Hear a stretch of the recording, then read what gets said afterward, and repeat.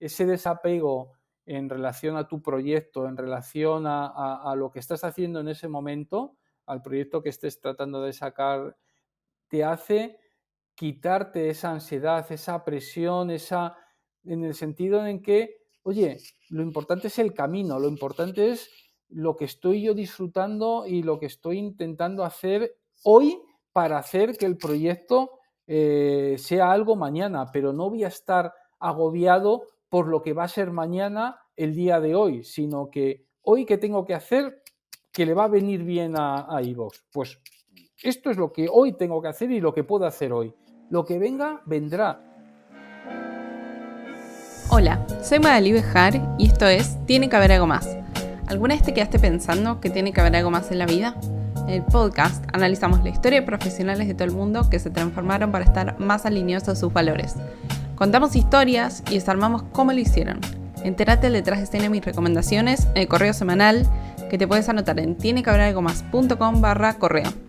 Si escuchas el podcast y también sos un profesional inconformista, puedes unirte a la comunidad.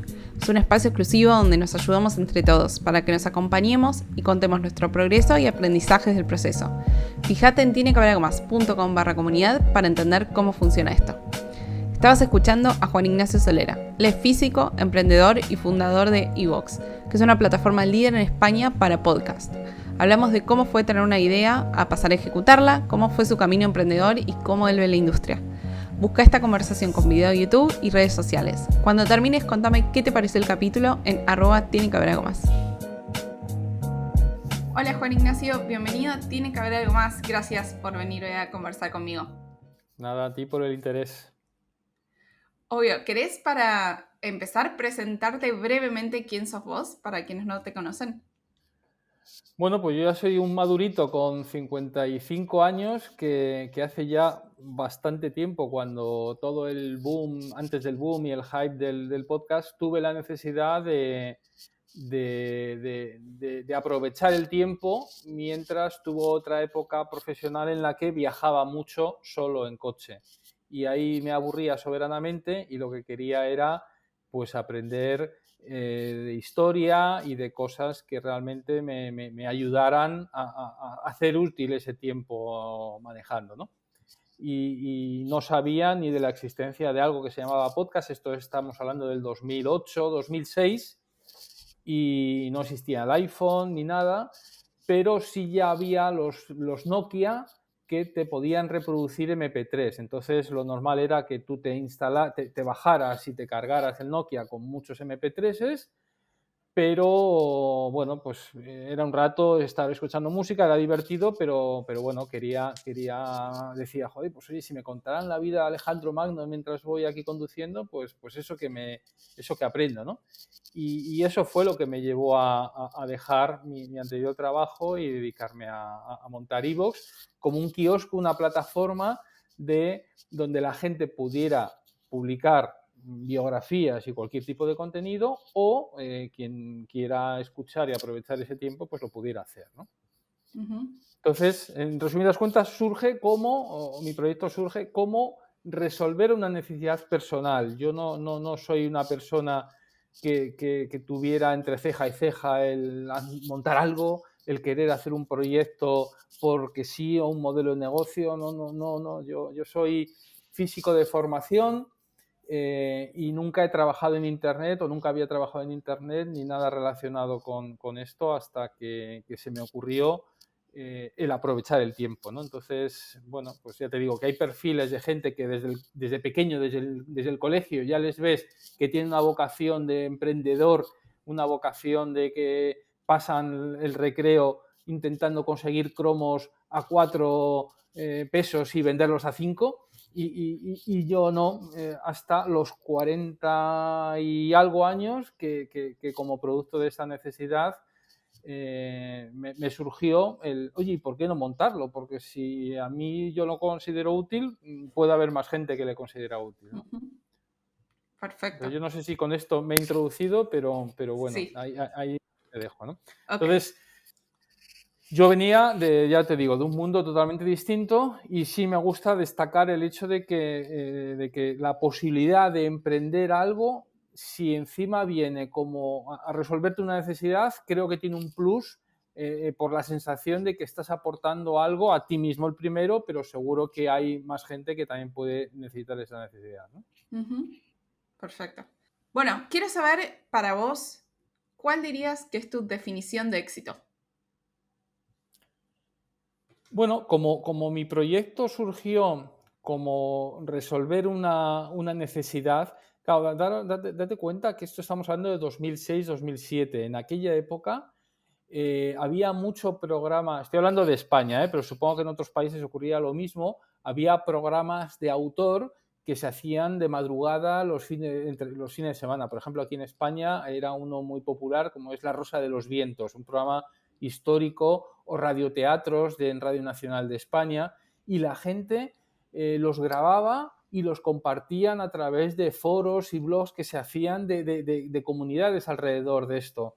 Pero claro, te das cuenta que eso no escala y que dar una oportunidad y una posibilidad para que poder recuperar esas obras chulas de radio que se emitían en horarios bueno, pues nocturnos y difíciles, de difícil acceso, el facilitarlo a la gente, pues creo que era un motivo bueno, de apoyar y de aportar algo a la sociedad, ¿no? Entonces, enseguida, desde el principio, yo fui a hablar con las radios aquí en España para decirles, oye, lo que quiero es ayudaros a hacer más accesible esos programas que tenéis en vuestra parrilla en momentos más oscuros, y el tener la capacidad de presentárselos y darlos a conocer a gente que veamos que por sus intereses temáticos son afines a dichos programas, pero que quizá no saben que en Onda Cero, en España, los sábados a la 1 de la madrugada había un programa de historia tan bueno como La Rosa de los Vientos, ¿no? Que sigue a fecha de hoy emitiéndose.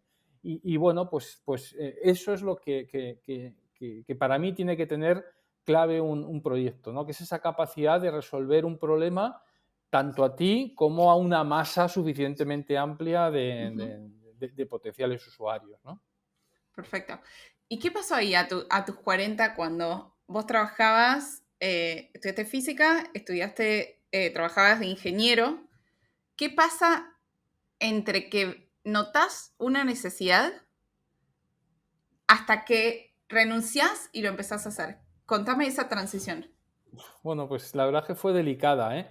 En esa época yo estaba aquí montando una división de equipos de inspección por rayos X en productos, en fábricas de alimentación. Es decir, a la salida de las envasadoras, lo que hacíamos era pasar por una especie bueno, parecido a los que hay en los aeropuertos, pero más pequeñitos y automáticos, de manera que a lo mejor a 300 paquetes por minuto pasaban por esa especie de túnel en la cinta transportadora, pues potitos de tarrinas de comida para bebés o paquetes de galletas, ¿no?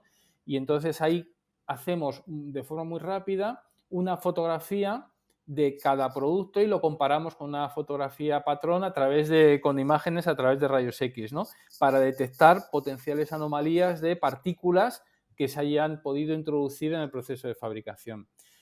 Entonces, esto me obligaba a desplazarme en las distintas fábricas en las que íbamos montando nuestros equipos para hacer los ajustes, y era por lo que yo tenía que viajar mucho en coche, ¿no? Entonces, lo que en este impasse que me preguntas, lo que llegué a tener que hacer era pues casi quedarme sin dormir, y a lo mejor mientras hacía estas relaciones con publishers, con radios, para contarles el proyecto y a ver si tenía sentido y la búsqueda de financiación, en el mientras tanto eso lo hacía en horarios diurnos, y lo que hacía a lo mejor una fábrica que estaba a 100 kilómetros de Madrid, a 150, les decía que tenía que hacer la intervención en el equipo de rayos X con la fábrica parada o con menos producción, y por eso lo tenía que hacer de noche. Entonces a lo mejor me iba a hacer el trabajo mío a las 5 de la madrugada, lo acababa a las 8 o me pasaba casi la noche sin dormir haciendo los ajustes de la máquina, y una vez que lo acababa me iba a Madrid o me iba a tener esas reuniones para avanzar en el proyecto y hacerlo al mismo tiempo, ¿no? Hasta que no vi que ya conseguí tanto la financiación como el acuerdo con unas radios para dar solvencia y cadencia al proyecto, pues no me lancé, ¿no? Entonces estuve durante un tiempo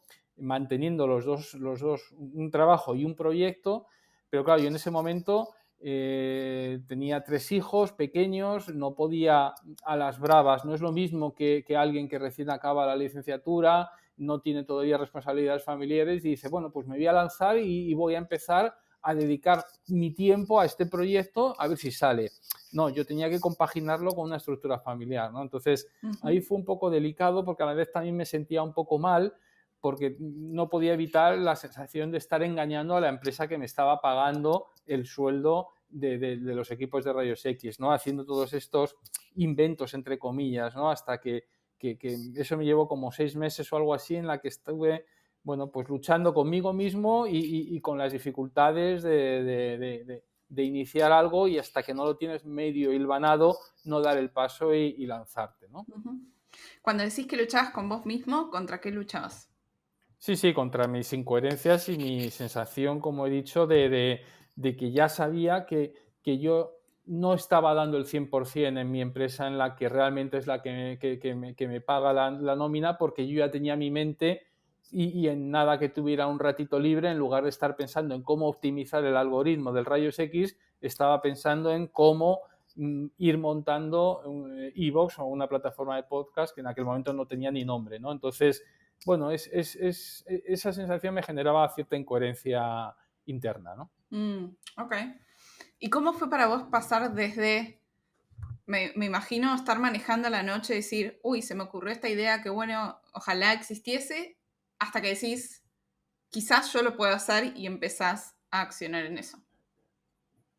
Bueno, realmente es el ver que efectivamente, o sea, las opciones de ocio, en aquel más que de ocio, sino que se estaba dando una migración, no ya en el consumo del podcast, porque en aquel momento no sabía ni que existía ya una cosa que se llamaba podcast, que era esto, pero sí un consumo general que se veía en el ambiente, de que íbamos a un modelo de broadcasting en cuanto a un medio de comunicación, independientemente de que sea podcast o audio. Estamos hablando ya de periódicos, estamos hablando de la propia televisión, un modelo de broadcast en el cual uno emite y muchos ven, a un modelo en la cual la propia audiencia pasaba a ser ya productor de esos contenidos, ¿no? Y ya entrábamos, fijaos, ya en esa época YouTube ya llevaba 2, 3 años o 4 de vida, es decir, los proconsumidores estos que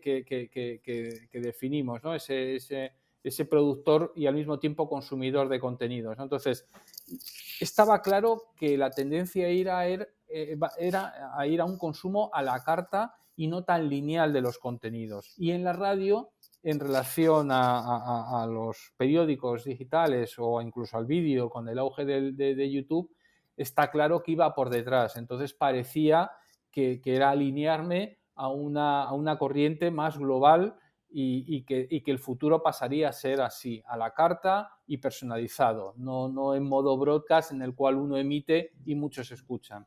Con lo cual eso me daba a mí la tranquilidad de decir, no, esto costará, pero el futuro pasa por aquí, ¿no? Entonces, bueno, pues necesité ese periodo de tiempo hasta conseguir un inversor que se lo creyera también y a partir de ahí confeccionar el equipo. Empezamos siendo 3 y empecé a desarrollar la beta de iVoox que la lanzamos en 2009, ¿no? ¿Cómo fue para ustedes tener que esperar a que la industria del podcast en español explote? Porque eso vino mucho después. Bueno, eso es un problema que lo estamos pagando ahora, ¿eh? Y cuando hemos dicho de que podemos contar nuestras miserias, pues nuestra miseria principal quizá es esa, ¿no? Que salimos mucho antes, o sea, nosotros, claro, llevamos ya casi 13 años, desde el 2009, o 12 o 13 años, parecimos viejunos cuando realmente el boom del podcast ha llegado en los últimos 3, 4 años, ¿no? Entonces, bueno, pues es cuando tú lees un libro de management, muchos te dicen que uno de los principales problemas que tienes es adelantarte a tu tiempo, ¿no? Y quizá nosotros fuimos un poco adelantados en nuestro tiempo, ¿no? De manera que hemos estado durante muchos años en los cuales yo siempre digo la broma de que ni mi madre sabía en qué trabajaba ni a qué me dedicaba, ahora a que todo es podcast en el mundo y es un hype brutal lo que hay alrededor del podcast, ¿no? Entonces, esto nos ha impedido, primero, haber conseguido crecer y haber hecho un proyecto internacional con cara y ojos durante los primeros 8 o 10 años de iVoox, porque no conseguíamos, o sea, íbamos bien, íbamos creciendo, pero al trun, que es el ritmo que iba llevando en aquel momento el sector como tal, ¿no? Y no conseguíamos una dinámica de decir, oye, pues mira, te voy a poner sobre la mesa tanto para realmente hacer explotar el proyecto. Y por eso nos hemos quedado siempre en España y de forma orgánica pues hemos crecido en Latinoamérica, pero no tanto como nos hubiera gustado, ¿no? Y el otro hándicap que nos significa es que tenemos una herencia tecnológica en iVoox en algunos momentos que nos hace un poco ser esclavos de nosotros mismos. Es decir, si hubiéramos hecho el proyecto hace 2 o 3 años, pues hubiéramos arrancado con un look and feel, con un diseño, una usabilidad, una tecnología mucho más moderna de lo que usamos desde antaño, ¿no? Entonces, hay momentos en los que efectivamente no podemos avanzar con la rapidez que nos gustaría porque tenemos estructuralmente una serie de limitaciones tecnológicas que para cambiarlas implica pues casi estar un año parado, reconstruirlo desde el principio y entonces sí, somos un Ferrari, pero claro, no podemos estar un año parado del todo, entonces vamos haciendo como remodelaciones parciales, cambiando ciertas partes que no es tan óptimo como un otro que naciera ahora mismo, ¿no? Entonces, bueno, pues eso es lo que nos ocurre, ¿no? Entonces ahora, claro, sí, esas dos limitaciones están ahí y son ciertas, ¿no? Claro. ¿Sabes qué? Se me vino a la cabeza la historia del fundador de Calm, la app de meditación, que le pasó algo parecido, que empezaron mucho antes que explotara como que se hiciese visible la necesidad de tratar la salud mental. Entonces también él decía como, tengo que esperar a que se forme la ola para poder surfearla, pero ya estaban ahí diciendo, esto en algún momento va a funcionar y tuvieron que pasar muchos, muchos años. Claro, lo que pasa es que ahora nosotros en la ola, pues están unos players bueno, es que fíjate, todas las... dime qué tecnológica no ha hecho sus incursiones en el mundo del audio y del podcast, ¿no? Obviamente las más obvias son Apple, que ya estaba, es cierto, pero luego ahora está Spotify, pero YouTube está también entrando en los podcasts, Google tiene Google Podcast, Facebook, incluso Facebook y Twitter han hecho experimentos, que si directos, que si... O sea, no hay ninguna de las grandes que no tenga en el radar el podcast / audio, ¿no? Con lo cual, bueno, pues claro, esto es una oportunidad en cuanto a que abre el abanico y el espectro de lo que es el sector como tal, pero está claro que son grandísimos players y que lo complica todo, ¿no? Y vos que tenés tanto conocimiento de la industria, ¿qué te imaginás que va a pasar en los próximos 5 años?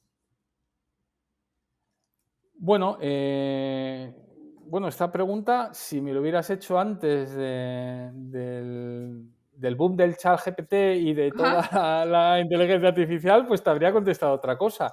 Ahora realmente yo estoy no preocupado, pero sí muy expectante con las posibilidades que abre todo lo relacionado con la inteligencia artificial, ¿no? Porque no solamente es a la hora de generación de contenidos, es en voces,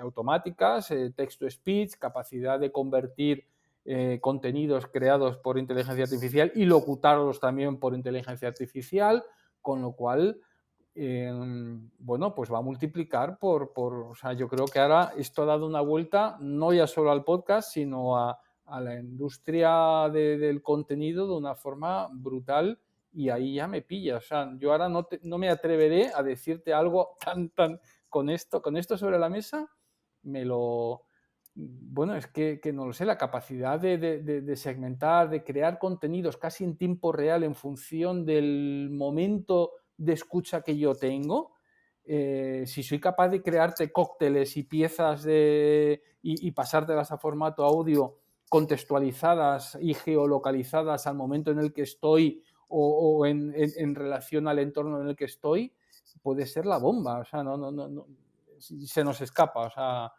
pero va a ir por ahí, ¿eh? O sea, en el fondo es como dar una dimensión nueva a variables que todos veíamos que llegaban, pero que ahora las pueden explosionar y llevar a elevar a la enésima potencia, ¿no? Pero todo va en relación a la donde quieras, cuando quieras y sobre lo que quieras, ¿no?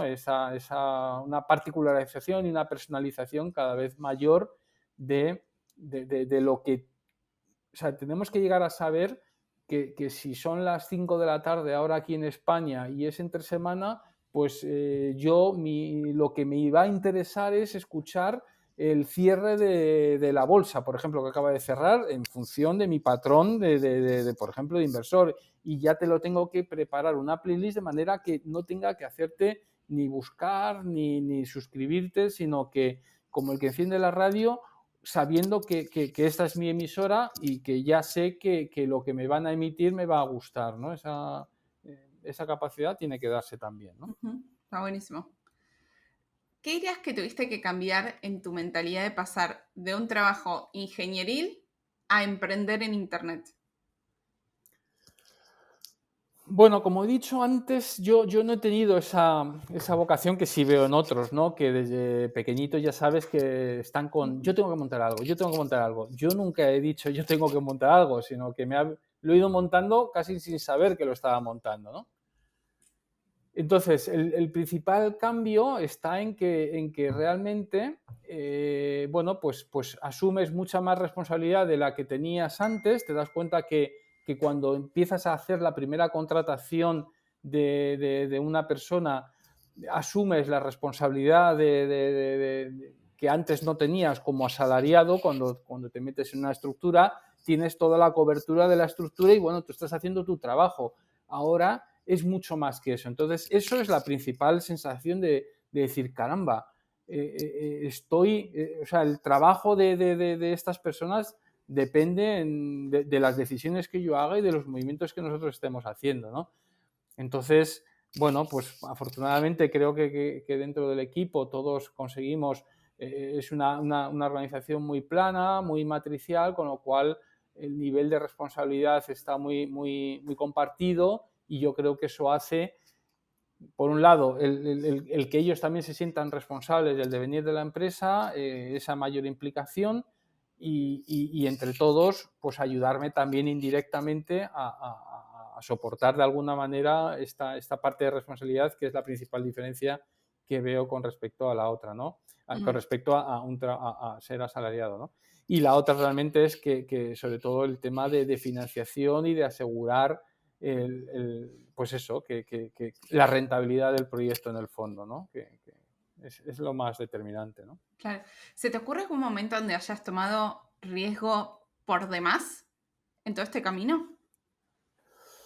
No, y eso es una de las faltas que podríamos achacar. Es decir, nosotros sí tuvimos la oportunidad, por haber salido tan pronto, de haber realmente copado más países, pero esa austeridad de decir, bueno, es que vamos creciendo en España, pero tampoco esto es que cojamos una exponencial, ¿no? Estamos, bueno, pues creciendo en una recta, bueno, pues entre 1 y 2 dígitos porcentuales de crecimiento al mes.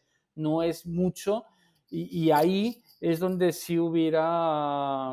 no conseguimos ese convencer bueno, pues a ciertos financieros para que nos dieran ese empuje, y nosotros, por nuestra parte, también nos entró cierto miedo y nos quedamos durante demasiado tiempo simplemente con un crecimiento bueno en España y orgánico en Latinoamérica, cuando era el momento de haber metido más carne en el asador, estando como estábamos seguros de que este momento actual del boom del podcast iba a haber llegado, ¿no? Entonces ha habido como poca transición, o sea, un momento en el que el podcast, tienes que estar explicando qué es el podcast, la gente, podcast, no tal, a que de repente, si no tienes un podcast, no eres nadie, ¿no? Y eso ha sido muy rápido y nos ha pillado ahí un poco a pie cambiado, o sin haber tenido por un lado, la fortaleza para haberlo hecho con más empuje o haber conseguido realmente pues más financiación para haber hecho con más garantías esa transición, ¿no? Uh-huh. Igual, bueno, algo bueno o malo, depende cómo lo veamos de los países, más los latinos, es que venimos como 5 o hasta 10 años atrasados en cuanto al mercado que pasa en inglés. Entonces todavía, como venimos tan desfasados, todavía hay tiempo, hay oportunidad para todos. Siento que sigue estando inmaduro en español. Sí, no, estamos convencidos que sí, ¿eh?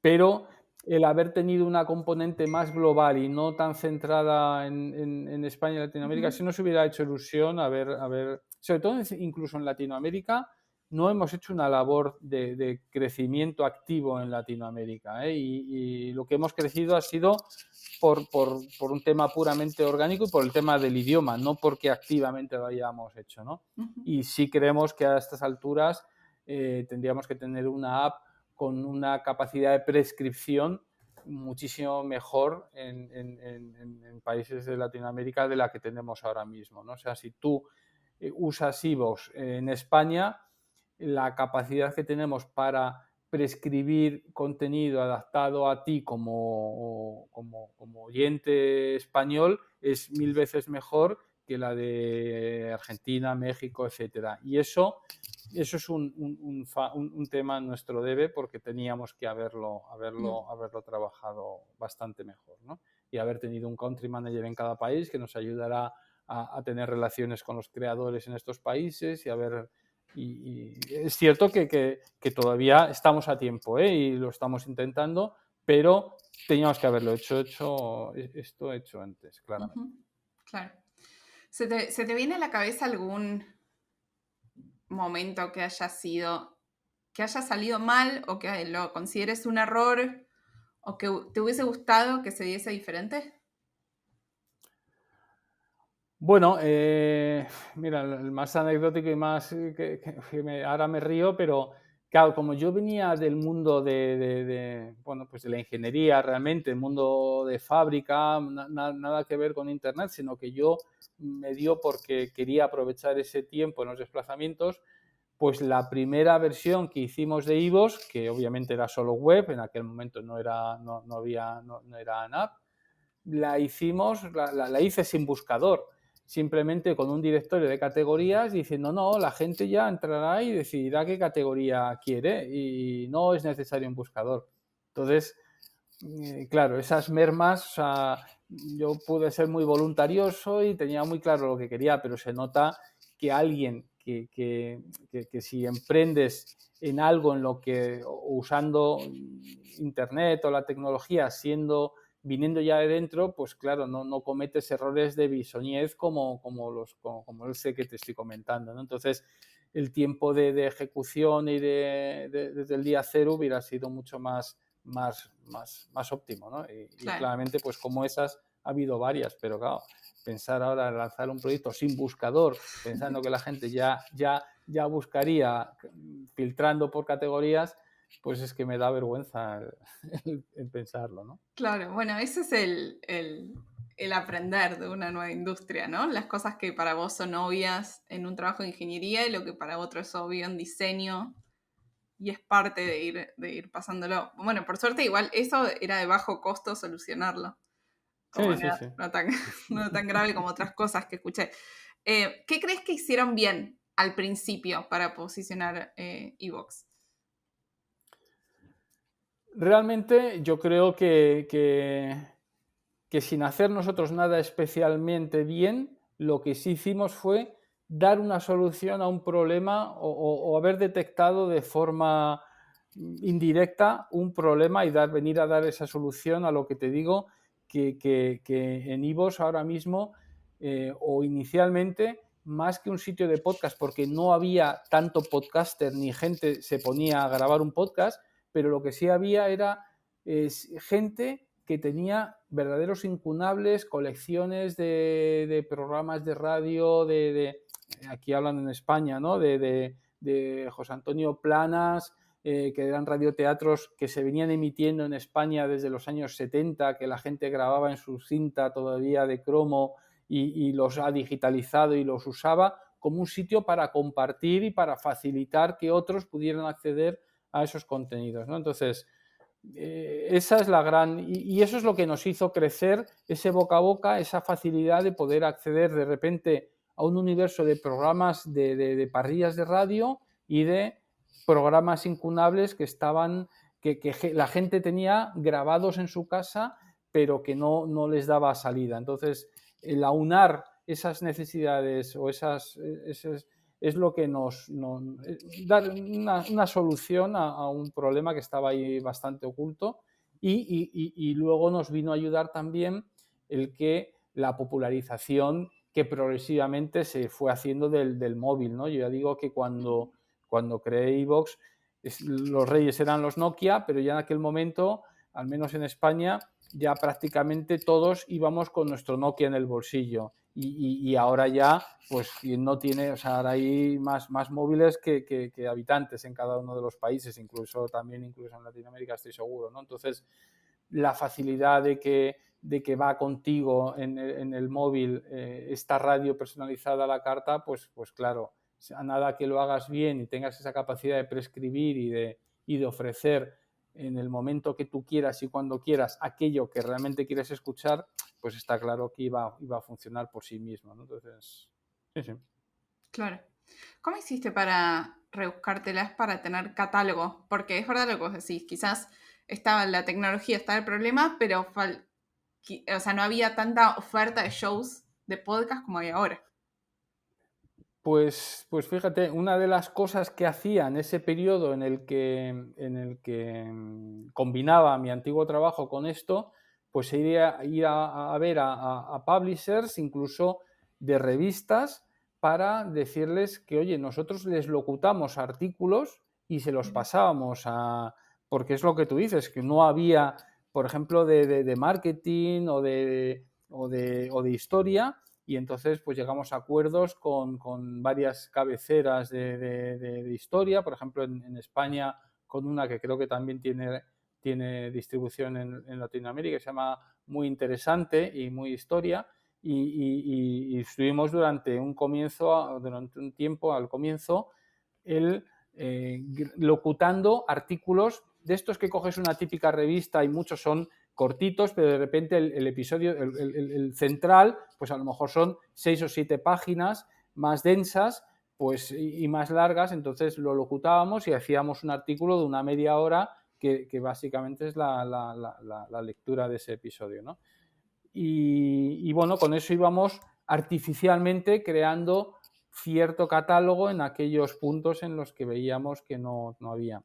Luego también la gente empezó a subir conferencias que había en YouTube, por ejemplo, de eventos, etcétera, donde lo importante es la palabra más que la imagen que puede ir acompañando al PowerPoint, y la gente también subía muchas conferencias y bueno, pues a partir de ahí íbamos creando también, bueno, no se puede llamar que fueran podcast como tal, pero sí contenido audio a la carta en distintas temáticas para irlo creciendo, ¿no?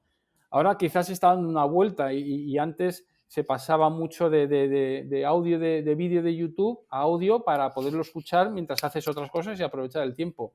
Ahora se está dando un poco la vuelta y hay incluso podcasts que son puros de audio que están queriendo hacer su programa, o sea, tener su grabación en vídeo y ofrecerlo en plataformas de vídeo, ¿no?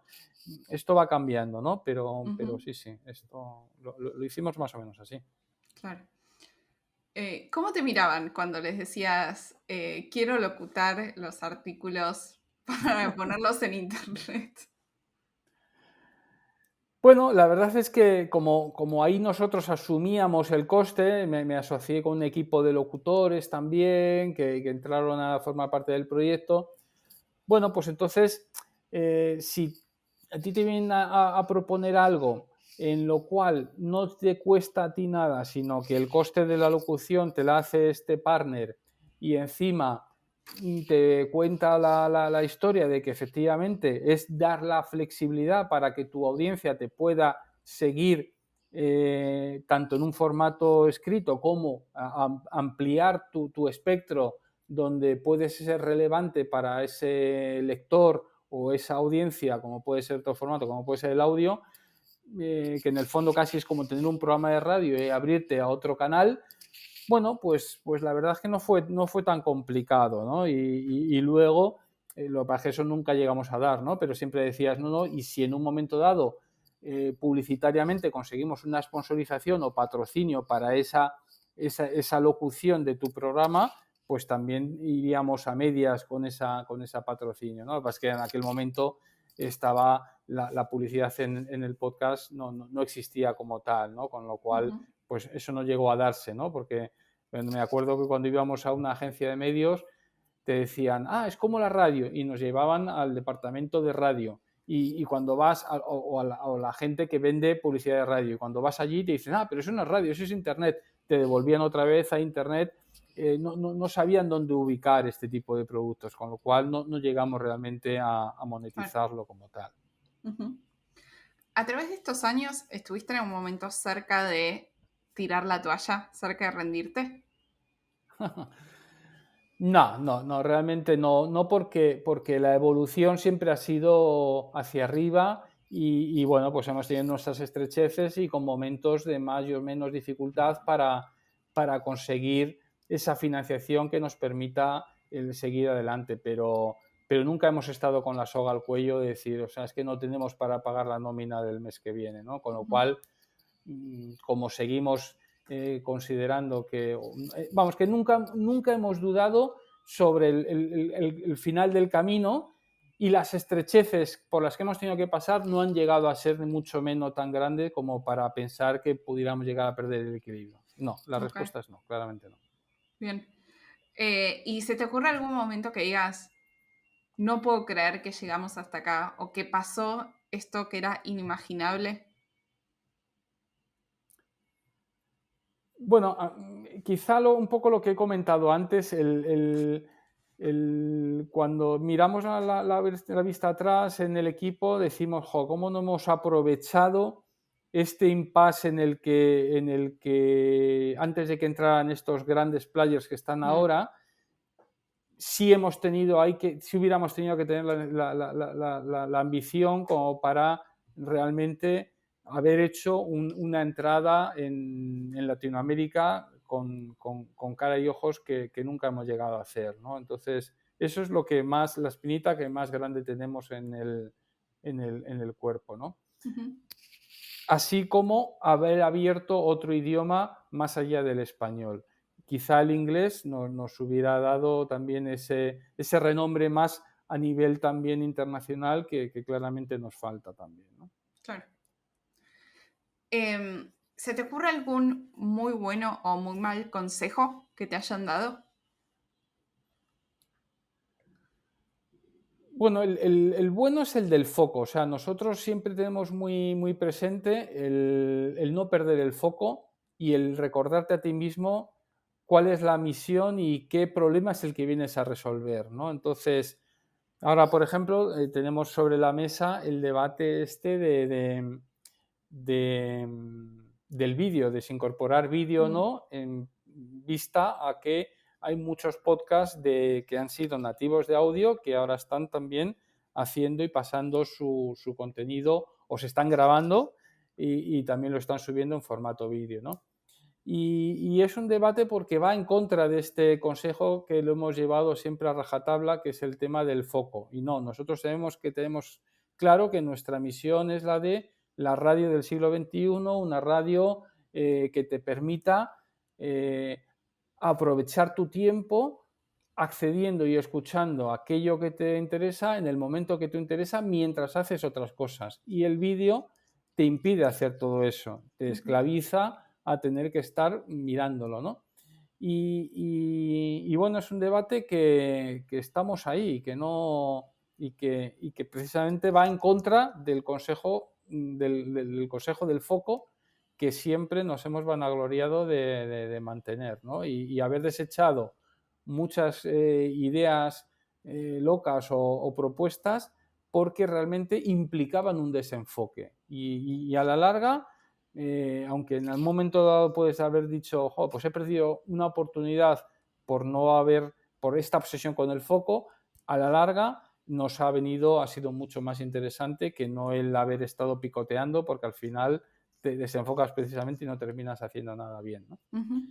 Y el que peor, y el otro consejo que también nos ha venido, que en cambio nos ha venido mal, es el de, oye, no escalar, no internacionalizar hasta que no tengas asegurado y rentabilizado un país, tu país de origen, y mientras tanto, mientras no hayas conseguido la rentabilidad en no saltar a otros, ¿no?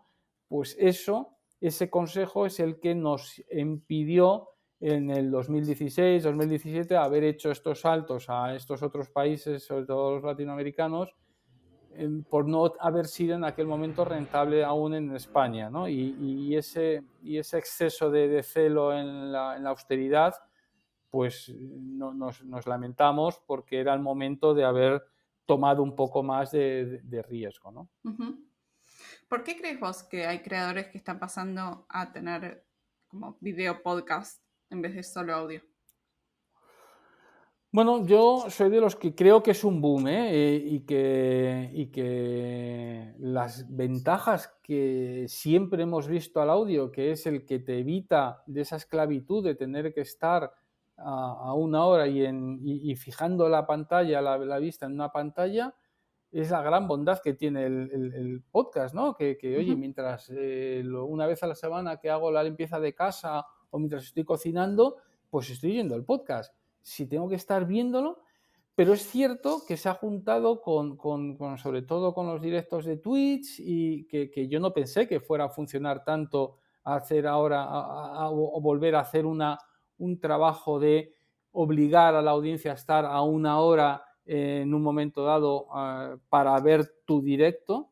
Yo, en ese sentido, para mí es un poquito una vuelta atrás. Y el consumo de las nuevas generaciones que están muy acostumbradas a realmente estar escuchando algo, pero con el vídeo de fondo, y a lo mejor se abren otra pestaña, con lo cual no lo están viendo realmente, pero tienen la sensación de que lo tienen ahí y ellos están haciendo otras cosas y lo tienen de fondo, y en un momento dado vuelven a la pestaña original y pueden ver un gesto, un chascarrillo, y eso creo que puede llegar a aportar en un momento dado, y es un poco el debate en el que estamos. Es decir, mi padre o yo mismo no necesito, o sea, no haremos esa escucha dual de tener en una pestaña abierto el vídeo y ahí lo tengo de fondo y lo estoy oyendo y puntualmente me paso a verlo, sino que de forma nativa simplemente lo escuchamos y ya está. Pero es cierto que hay un empuje de las nuevas generaciones que están muy acostumbradas a esto, por esta combinación del Twitch y todo esto, y está tirando en esa línea, ¿no? Entonces yo creo que va por ahí un poco el empuje de esta, claro, de esta tendencia un poco al video podcast, ¿no? También hay algo en el formato del video que está más maduro que en el audio, que es toda la parte de métricas, todo lo que YouTube te puede dar sobre un video, eso no existe tanto en un audio podcast, y el poder encontrar shows en audio es mucho más difícil que si también tiene video y está subido a YouTube. Como que para mí hay dos cosas que tienen mucha más ventaja en video por la tecnología que todavía como no está tan madura. ¿Tiene sentido? Bueno, y porque YouTube en el vídeo ha sido un monopolio hasta ahora, ¿no? Entonces, la tecnología de la publicación y distribución de un vídeo ha sido monopolísticamente tratado por YouTube. Aquí entiéndame que cuando le tildo de monopolio no le estoy insultando de alguna manera, no es en tono peyorativo, sino que es una constatación. Entonces, la gente publicaba en YouTube y la gente visualizaba en YouTube. En audio, tú publicas en una de las 20 o 30 plataformas de hosting de podcast. Está iVoox, pero está Libsyn, está Acast, está Spreaker, hay tropecientos sitios donde alojar y luego hay otras 500.000 sitios donde escuchar. Ahora mismo, pues sí, está Spotify, iVoox, Apple de siempre, Google Podcast, pero está Podcast Addict, Overcast, Instacast, Downcast. Hay otras tropecientas sitios donde a través de la tecnología del feed y del RSS se sindican y entonces, ¿qué pasa? Que ya hay una dispersión del contenido en el sentido en que ya no es como YouTube, que en el mismo sitio donde se publica es donde se visualiza, con lo cual yo, que estoy en medio, sé todo de todos. En el audio no, hay una plataforma como iVoox ofrece contenido alojado, porque el podcaster lo ha subido en iVoox, pero a la vez ofrecemos contenido que no está alojado en iVoox, sino en otro servidor, con lo cual nosotros solo conocemos parcialmente el comportamiento y las escuchas de quien lo ha escuchado en iVoox, pero no de fuera, con lo cual al final nadie tenemos la información. O sea, en la vida se podrá, no es un tema de desarrollo tecnológico y que con el tiempo y con recursos se conseguirá. No, es un problema de dispersión tanto de la publicación como del consumo del contenido. Y eso es un hándicap porque luego a la hora incluso de monetizarlo y de venderlo, pues es un problema porque claro, lo más que tienes, no, y yo tengo tantas descargas de un sitio que se llama Instacast o incluso Google Podcast, pero ¿cómo es el oyente que está detrás, que me está haciendo esa escucha ahí? No sé, tú lo único que sabes es que te han pedido una descarga desde tal podcatcher y tu alojamiento se lo ha servido, pero no conoces nada de esa persona que está ahí detrás, con lo cual, ciego. Y ya no te digo si encima lo que hace primero es, como hace Apple Podcast, que descarga por defecto los episodios para tenerlos ya preparados para que cuando yo estoy suscrito a un podcast en Apple Podcast, lo descargo y si a la semana siguiente publicas un nuevo episodio de tu podcast, Apple automáticamente descarga el nuevo episodio para tenerlo preparado y lo que hace es borra el anterior para que no ocupe más memoria en el dispositivo. Pero claro, lo ha borrado sin que quizá el suscriptor lo haya escuchado, porque todos estamos suscritos a más podcasts de los que realmente escuchamos. Entonces, tu alojamiento dirá, pues de Apple has tenido una escucha. Tú te creerás que has tenido una escucha, pero en verdad lo que has tenido es una descarga de alguien que no te ha llegado a escuchar. Con lo cual se crea una perturbación en cuanto a estadísticas y en cuanto a lo más importante a la hora de monetizarlos comercialmente, en cuanto a la manera de conocer quién es el oyente que está detrás de esa potencial escucha, que complica todo el ecosistema. Es un verdadero drama este. Claro, sí, la adquisición, la trazabilidad, son cosas que quizás en el resto de Internet están más solucionadas y en esto no, está como en el éter. Bueno, ese es el problema del podcast en sí mismo. El concepto de agregación, de que, oye, yo publico en un sitio, pero luego se me puede escuchar en cualquiera, a la hora de la verdad, como industria, nos complica. ¿Cuál crees que es una creencia limitante de la cual te deshiciste en estos años?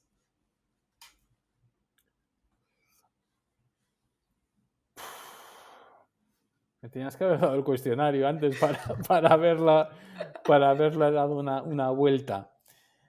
Una creencia limitante. Bueno, yo me estoy quedando viejuno, o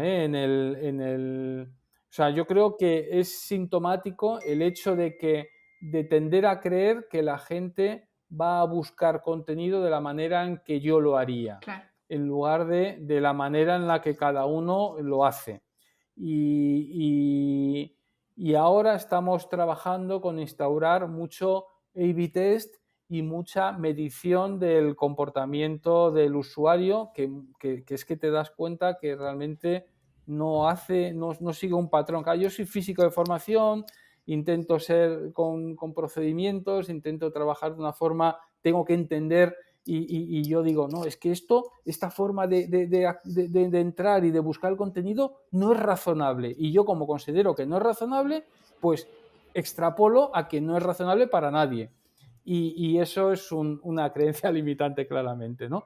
Te das cuenta que sin ánimo de juzgar qué es bueno o qué es malo, está claro que cada uno lo hace de una manera y eso complica a la hora de gestionar aplicativos con gran cantidad, no un B2C, que probablemente es mucho más controlado, o sea, no un B2B, pero sí un B2C en el cual tienes mucha gente, mucha dispersión de perfiles de audiencia y el querer tratar todo de un punto de vista tan racional, sino eludiendo la aleatoriedad que hay y la variabilidad que hay de perfiles, ha sido limitante, claramente. Sí. Ah, bueno. ¿Y algo que piensas distinto a la mayoría de las personas? Bueno, en este caso, ahora mismo el debate que tenemos internamente, y lo estoy perdiendo dentro del equipo, es el tema del vídeo, ¿eh? Okay. O sea, que yo sigo pensando que es un boom, porque, o sea, que ahora mismo está, por ejemplo, cuando salieron los smart speakers, yo ahí ya vi claro que el podcast no se consume en smart speakers. Pero no evitó que cuando salió el Alexa, el Google Home y todos estos, hicimos también nuestra adaptación, nuestro aplicativo para Alexa, por ejemplo, nos integramos, pero porque nos dejamos arrastrar por el boom de que las casas se van a llenar de smart speakers y la gente va a estar escuchando podcast por ahí. Yo sí tenía claro en ese momento y lo sigo pensando y los datos no lo demuestran así, que el podcast es algo más íntimo, que el podcast se escucha con auriculares y con AirPods y con auriculares inalámbricos. Lo de a través del smart speaker es volver un poco al concepto de la escucha en radio, que es que la pones y la dejas ahí de fondo, pero el podcast no se escucha de fondo. Tú un podcast lo quieres escuchar porque quieres escuchar desde el principio hasta el final lo que te van a contar. Y lo que tú quieras escuchar difícilmente va a coincidir con lo que le interesa al resto de los convivientes que tengas en casa, con lo cual tener ahí una mosca parlante hablando de algo muy específico, muy vertical, que te interesa a ti, un podcast específico de cine, de emprendimiento y tal, es difícil que vaya a coincidir en intereses a alguien en casa, con lo cual el Smart Speakers no, porque es un estilo de consumo más tipo radio, de tenerlo de fondo en el cual realmente nadie está escuchando, sino que está ahí el busto parlante, ¿no?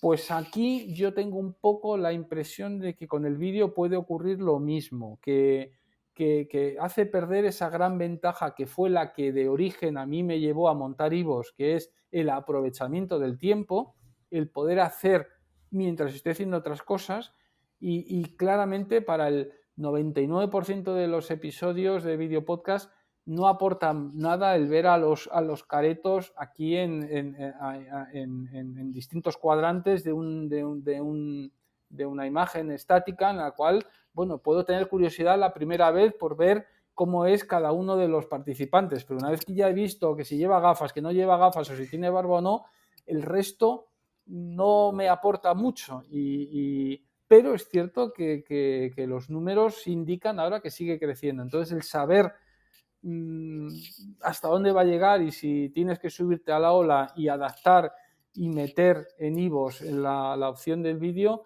es muy relevante y estamos ahora mismo a tope con ello, ¿no? Uh-huh.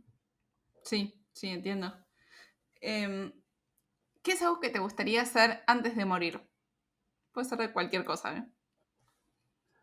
Bueno, el nomadismo digital que tú me has hablado es algo que me está atrayendo mucho. Nosotros desde la pandemia dejamos la oficina y hacemos teletrabajo y ahora estoy detrás de conseguir una furgoneta en la cual pueda llegar incluso a vivir viajando y trabajar en ella estamos viendo ahí, con placas solares y tener la autonomía suficiente como para que me permita el combinar, aprovechar este nomadismo digital, ¿no? Está buenísimo. Y sí me gustaría el tener la posibilidad Encima ahora ha coincidido que mis hijos están fuera, uno en Italia y otro en Suiza, y el hacerlo con una furgoneta camperizada me permitiría pues ir a verles, pues a lo mejor estar 5 días subiendo, viajando hasta que llego a Zúrich, estoy allí unos días, me bajo otra vez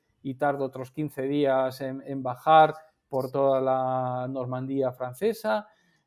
Bueno, es un proyecto que me permite porque para trabajar aquí en casa todos los días, pues oye, pues lo hago igual en la furgoneta, pero al mismo tiempo, luego estoy al mismo tiempo descubriendo otros horizontes, ¿no?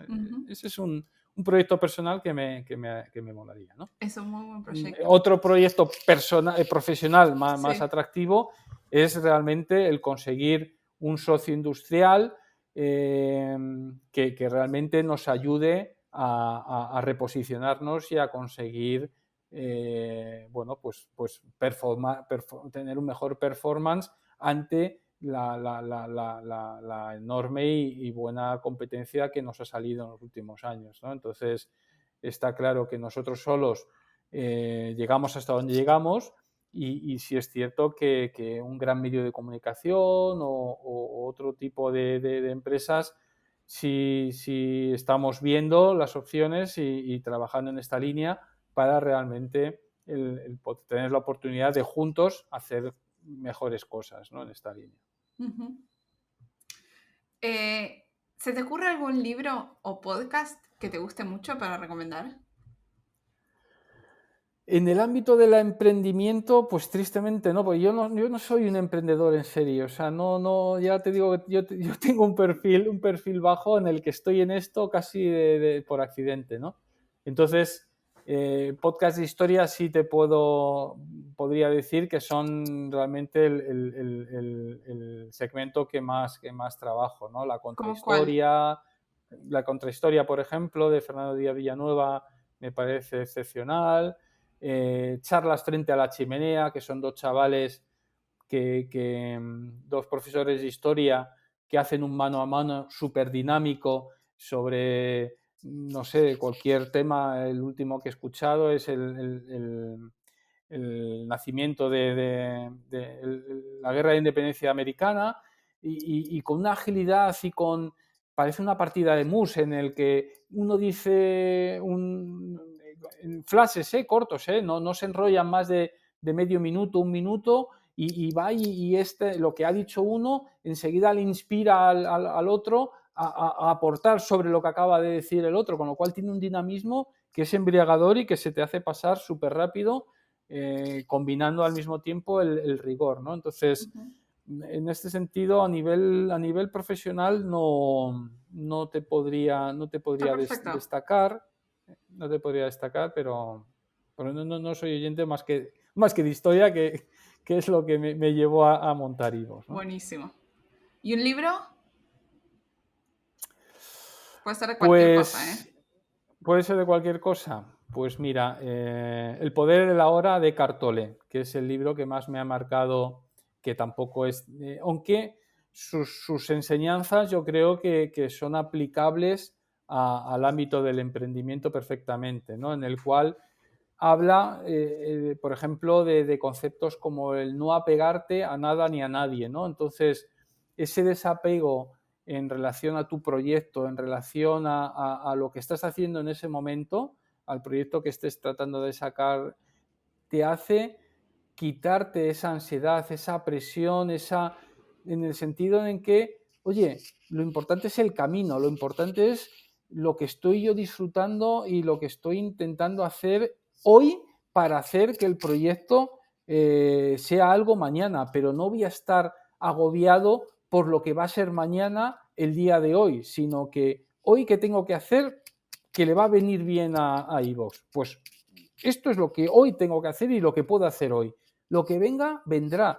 Entonces, un libro como El poder de la hora te hace, o me ha ayudado a estar muy presente en el presente y dejarme de quedar incluso bloqueado por esos miedos al futuro, a esa incertidumbre que no te lleva a nada, porque si el estar bloqueado y el tener miedo fuera a ayudarme a mi problema o a Ivos, pues te aseguro que sería el primero que me autogeneraría miedos y agobios si eso fuera a ayudarme. Pero como claramente no me va a ayudar el hecho de que yo esté enfrascado en un problema o en algo, porque al final, pues entonces, de repente, el asumir que no te lleva a nada te hace liberarte precisamente de ese miedo, el aprender a no luchar contra ellos y te hace pues coger más fuerza y desapegarte de ellos y liberarte, ¿no? Y eso yo creo que ese aprendizaje de este libro, del poder de la hora, es más espiritual que profesional, pero que sus aprendizajes se pueden llevar perfectamente al ámbito de empresa y sería el que yo claramente aconsejaría, ¿no? Claro. Sí, o sea, lo que estás contando aplica para la vida personal Correcto. Y profesional. Es lo mismo. Bien. ¿Cómo hacemos para cerrar este capítulo? ¿Un último comentario para la audiencia, algo que haya quedado, que hayamos charlado o no? Puede ser cualquier cosa, micrófono libre. Bueno, pues yo no me arrepiento, o sea, el giro que yo he dado profesional de haber pasado de un entorno de ingeniería a otro de Internet, pues yo creo que me gustaría que sirviera como ejemplo de que si en ese momento tú tienes la necesidad de que crees que lo que vas a hacer aporta, obviamente tiene que ser o tiene que tener, tiene que poder terminar siendo, para que sea escalable, un modelo de negocio detrás de él, ¿no?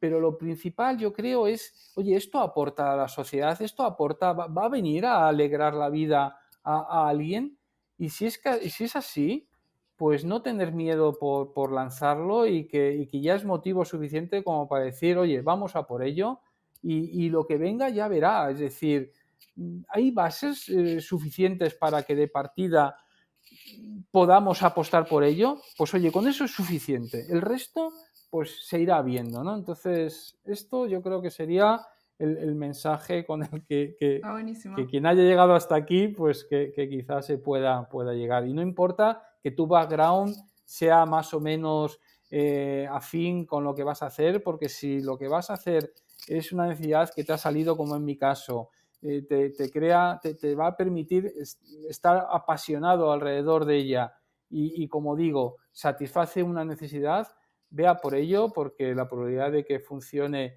y que si no, y aunque no lo haga, para que tú hayas disfrutado en él mientras lo estás desarrollando, va a compensar claramente el esfuerzo, ¿no? Ahí va. Me encantó.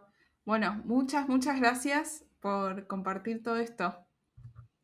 Nada, a ti ya te digo por el interés, el seguimiento y desde...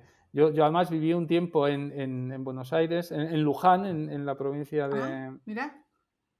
Sí, allí en una lechería, ¿cómo se llama? Mastellone. Sí.